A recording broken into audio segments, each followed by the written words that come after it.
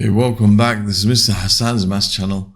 I'm now answering question number 9, part C from this October 2024 International A-Level Edexcel exam. And this is from Edexcel. So parts A and B were to do with differentiation involving this expression. And part C is to do with basically just simplifying algebraic fractions. So we want to rewrite this fraction in that form.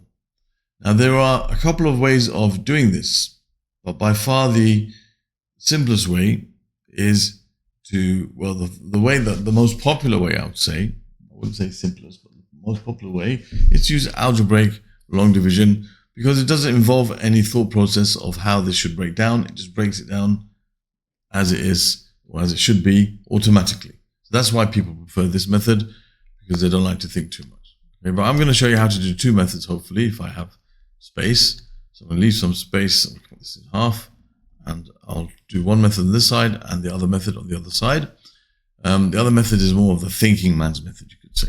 So over here, what we'll do is, if we do algebraic long division, we just write the denominator outside and the numerator on the inside, making sure there's nothing missing in our terms. So here 2x and 1, it's linear, then constant, quadratic, linear, constant. There's no orders missing in between the highest and lowest, so I can write them down without any worry.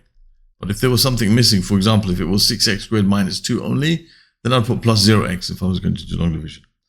You have to put 0 in the place of the thing that's missing between them.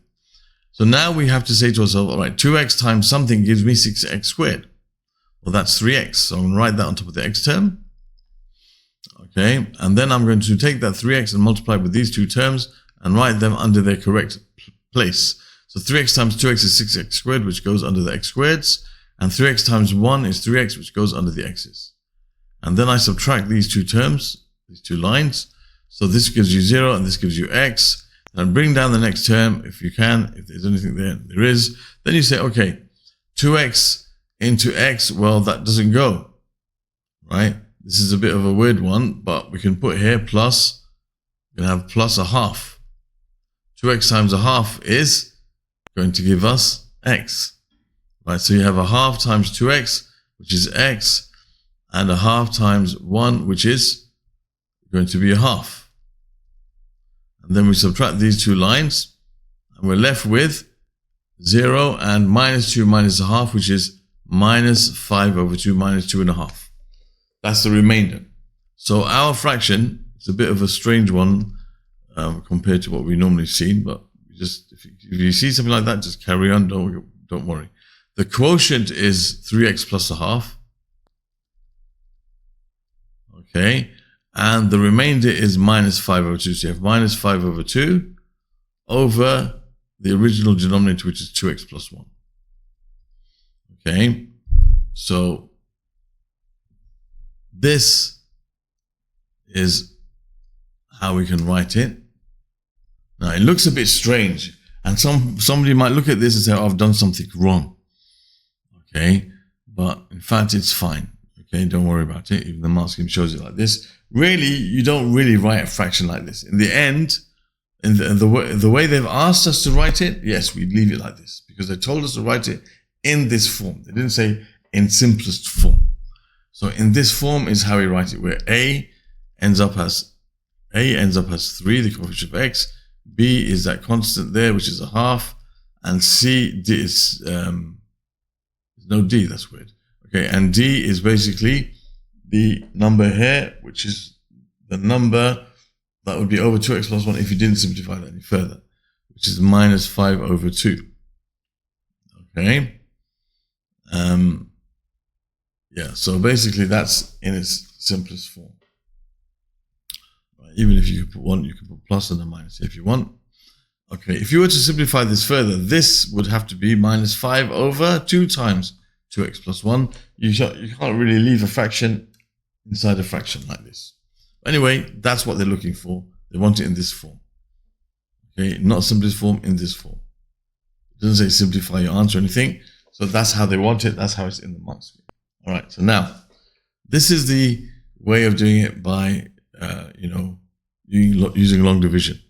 We can also do this, and they've basically given us how it breaks down anyway, right? But sometimes they might ask us to write this as a mixed number from scratch, in which case what we have to understand is that you have an improper fraction, because the order of the numerator, highest power is x squared. The order of the denominator, highest power is 1. The order of the numerator is greater than that of the denominator. If the order of the numerator is greater or the same as the order of the denominator, this is an improper fraction which can be changed into a mixed number. How does it change into the mixed number? Well, you have a quotient part, and the quotient part, the maximum order it can be is the difference between these two orders, which is the order 1, which is a linear. Order 1 is linear, so x plus b. And an improper fraction always splits up into a quotient and a proper fraction. So you're going to have here your remainder, which has to be such that this becomes a proper fraction, so it can only be a constant. So for some reason they haven't put the c there, so I'll just see. Why have they put c there? Because I think that was the name of the curve. Yeah, that was the name of the curve. They want to confuse you. Right, c was the name of the curve, so that's why they use c in part c. Okay, so now we can try to solve this using this method that I mentioned, which is to do with inspection. So the first thing you do is you get rid of the fraction. So multiply both sides by 2x plus 1. So you have 6x squared plus 4x minus 2 equals, and you have ax plus b times 2x plus 1, and then plus d. Multiply 2x plus 1 with this, they cancel out. And then we can do the comparing of coefficients. So I said, look at the x squared terms. On this side, there's only 6x squared. That must be equal to, because it's identical, it's an identity, it must be equal to the number of, or the coefficient of x squared on the right side of the identity. So here, the only way you're going to get an x squared term is when you do 2x times ax. So that's going to be 2ax squared. So in that case, a is equal to 6 divided by 2, which is 3. Okay, which is one of the same as what we found there. So we're on the right tracks. And we can compare the x terms. On this side, we have 4. On this side, the x terms will only be from what's inside this bracket. So when you do the x term times 1, that's ax, that's a.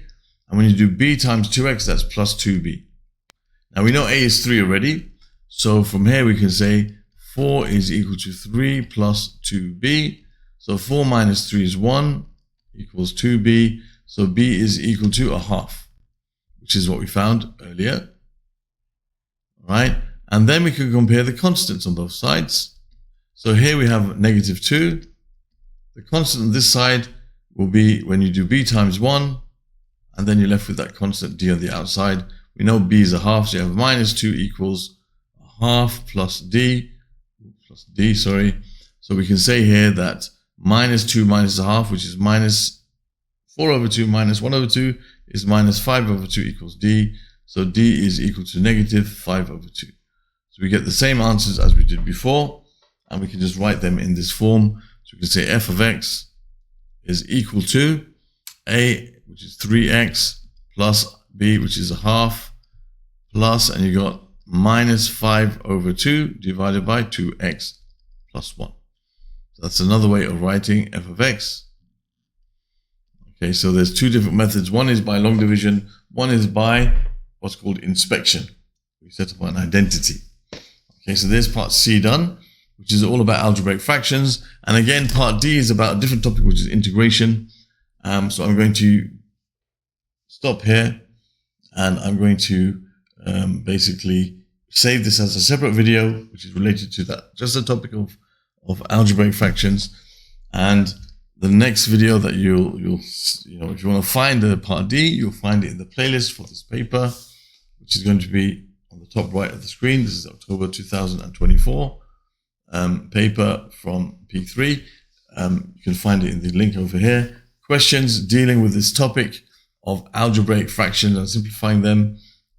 You'll find that in the playlist at the bottom right of the screen. You can subscribe to my channel by clicking on this link, and here you'll see a video which tells you how to use my channel effectively. Thank you for watching, and see you soon.